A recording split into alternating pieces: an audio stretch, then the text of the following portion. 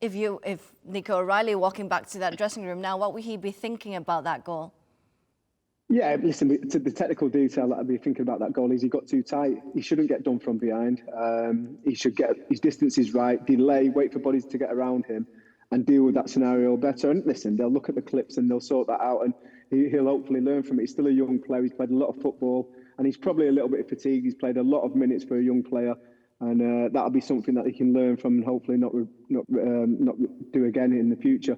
But talking about Chelsea deserving the draw, I thought they thoroughly deserved the draw.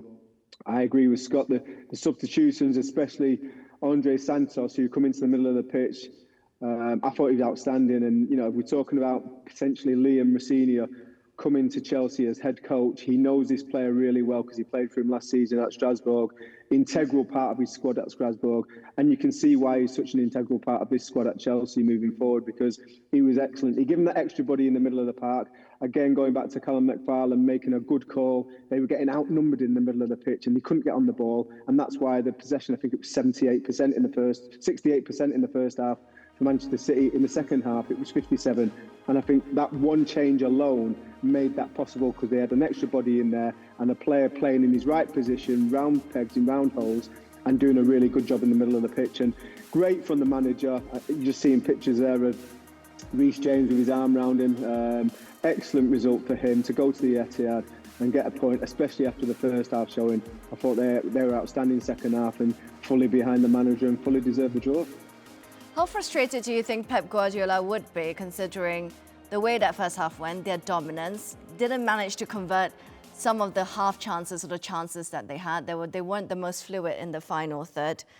And then not being able to cope with some of the things, some of the problems that Chelsea posed in that second half. This is 2 draws in a row now, Trev, and looks to be good news for Arsenal here today.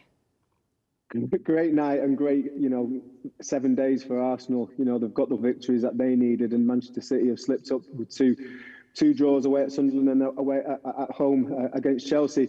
What I would say, I actually felt it a little bit in the first half. I know they had the possession, I know they had the final third entries, the XG was okay, but I wasn't fully convinced that Manchester City were at full tilt.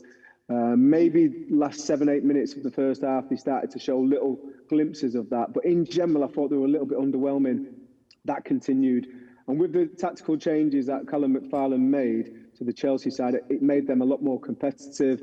Esteval was almost like a young boy out there in the first half, wasn't helping the team. João Pedro was very isolated. And I think the changes that the manager made Chelsea a lot more competitive. And that's why they properly, thoroughly deserved the draw for me.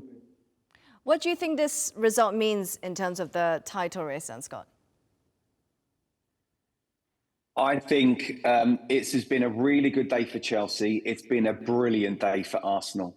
And when you think, as Trev says, 7 days ago, and Man City are 2 points behind you, they're like the big monster that's coming up behind you. Be careful. And for Arsenal to have the result and the performance they had against Aston Villa, and then obviously, listen, Sunderland away is a difficult place to go. We know Arsenal drew there as well.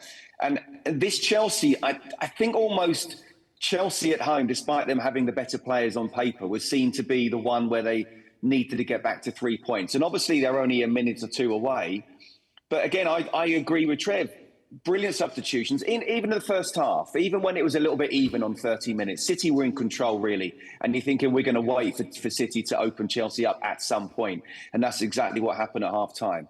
I think the substitutions really made a difference. And all top teams, they all score towards the end of games. And Manchester City needed to make sure that they didn't concede. By hook or by crook, despite them not being great in the second half, they needed to see this game out and find a way to stay close to Arsenal. So in terms of the title race, but Michelle, I said before a ball was kicked, I fancied Arsenal to win the title, and a lot of people were saying Liverpool. More so really just because I looked at the squads and I thought, one, they've got the best squad in the Premier League, and two, the 3 years of hurt of being the bridesmaid and not the bride. This is the one that I feel that they are mentally tough now and they are ready for this. Obviously, in the last few weeks, people have been asking questions. City are, coming up behind you. So for them to kick on, I think psychologically, this has been a massive week for Arsenal Football Club.